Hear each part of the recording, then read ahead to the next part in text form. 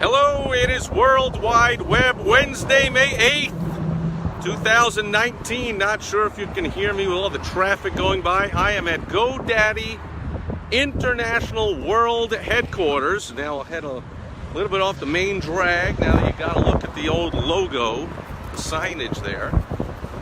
This is in sunny Scottsdale, Arizona. And when I say World Headquarters, I mean International World Headquarters.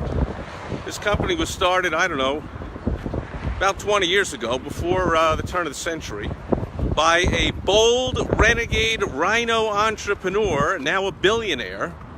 I was a multi-millionaire back then, Bob Parsons. He had sold a software business, financial services, some kind of financial services software, as I've heard, and then he founded GoDaddy.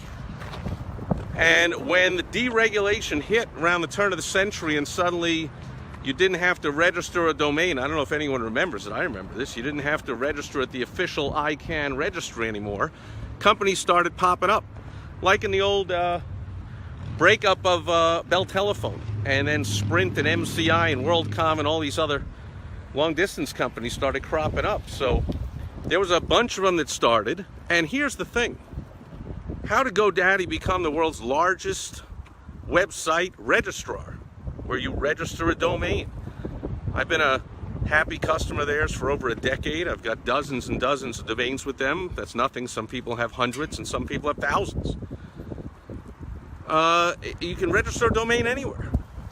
They also now offer things like, they'll build a website for you and give you some, security SSL certificates and stuff. You can get that stuff anywhere. And the stuff they do is real basic and simple stuff.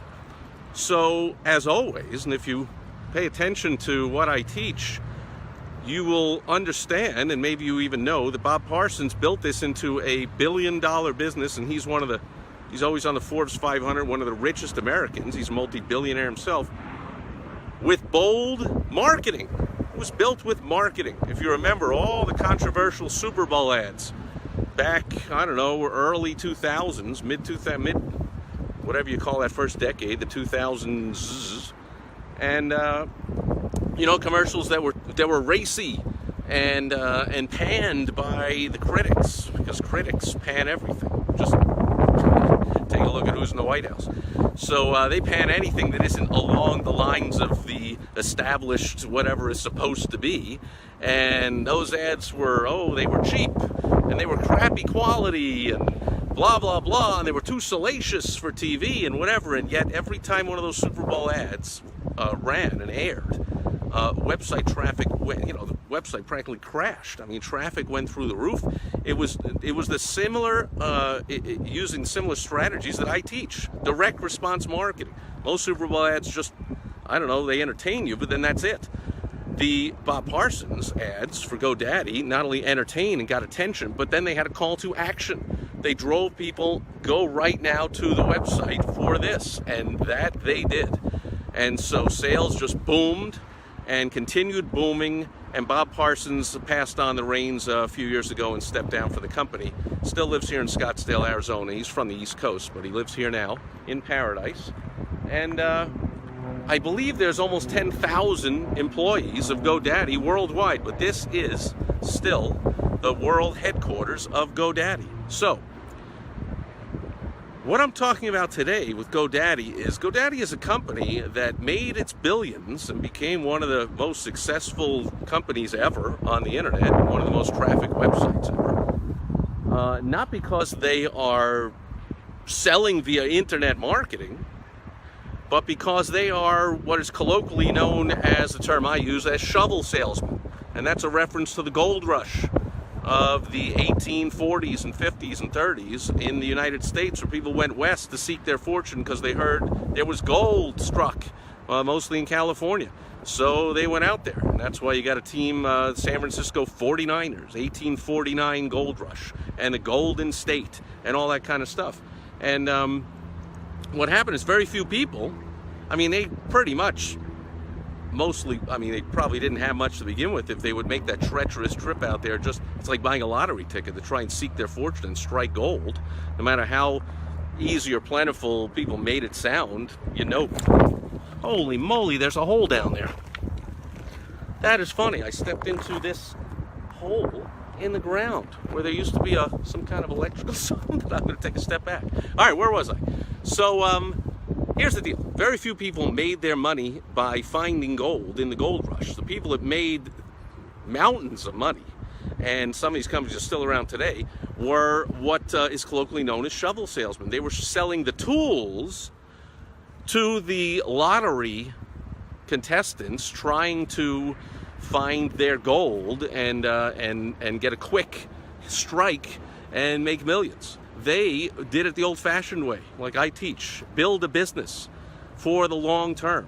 So, in other words, in every town out there where people came for a gold rush, there was a store that sold them the implements they needed, the shovels they would need to dig to find the gold, and the pans for skimming the water out to find the gold. And Levi Strauss founded a little jeans company for the durable pants that people would wear while they were out panning for gold. That company is certainly still around today. So companies that were sure to make money were the people that set up in all these gold rush towns, the local saloon, the general store, the hotel, and the shovel salesmen that sold the implements to the people. They made money if they ran their business right. Just like today, you can run your business poorly and not do marketing and not make money. But if you do things right, you're going to make money running a business. Trying to hit the lottery by panning for gold, that's always been a long shot. That's how the non-business owners do it. They go through their life, they hate their job, they clock out at 5 p.m. on Friday and drink enough beer till they don't even know what day it is anymore, and they think of nothing about their work or getting better at it or learning anything for 2 days, and then they go back to the job they hate and the boss they hate and the drudgery on Monday. We don't do that. We're building businesses. We're in it for the long haul. And those people, by the way, when they get their paycheck on to make money and become a billionaire, like business people do, like Bob Parsons, who started GoDaddy and said, I'm not just going to sell on the internet. A lot of people do. They sell stuff on the internet. Certainly a way to make a lot of money. He said, I'm going to take the much surer route. I'm going to sell implements that other people will use to sell on the internet. And so today there are millions of customers, and I don't know how many, probably, I don't know, maybe even a billion. I don't know how many websites there are that are all hosted, they're all registered, and a lot of them are hosted with GoDaddy. And it throws off millions of dollars in profits a year, and it's worth billions of dollars. You can do that with software, you can do that with hardware. So hardware meaning something physical, like switches or chips, computer chips, or computers themselves, or boards, or Apple with iPhones. This is hardware that is all sold to help people use the internet. Or you can do it by selling on the internet. Rest assured, by the way, these companies that make billions of dollars are not internet marketers. They're not sitting there thinking, I'm going to sit there in my underwear and put up something at all. As I just mentioned, they make their money by doing smart things. TV commercials, radio, magazines, newspapers, direct mail. They do a ton of direct mail. And then, of course, they'll also do some marketing on the internet. But the companies that make the most money and always have made the most money on the internet are not from selling on the internet. They're from selling the tools people use to use the internet. So that's the lesson today on World Wide Web Wednesday. A way to make money on the web, not necessarily just putting up a website for your business or selling some stuff on the internet. How about you think of something you can do to sell to people, to support people in their use of the internet? Because I don't think it's a fad, and I don't think it's going away anytime soon. Okay, a lot of people are here today. Great seeing everybody. I can't, there's a lot of glare here, including a ton coming right off the top of my head, as always. And so I'll just say hello in general, everyone. Thanks for being here today. Thanks for watching everyone on the replay. Post any comments below. I always respond when appropriate. And I am heading out from, you just see one building behind me. I think the GoDaddy headquarters campus here has, I don't know, at least a dozen buildings or so.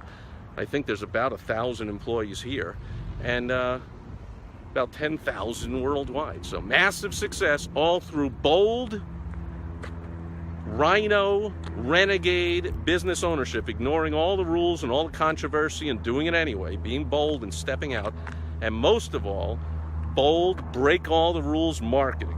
Now, if you want to do some of that, I help people do that every day, and I help them break out of their competition or just being seen as just another whatever it is they do for business, and help them make a ton of money. So if you want help with that, contact me. Go to helpfromsteve.com and I'll help you maybe not be as bold as Bob Parsons, but actually if you're that bold, I'll really help you make a ton of money. Even if you're just a little bit bold, help you make a lot of money. And that'll do it for World Wide Web Wednesday. Thanks for being here today. I'll be back tomorrow on Throwback Thursday, where I will open the vault and share something from the past with you. Thanks for being here today. Catch you tomorrow. Bye-bye.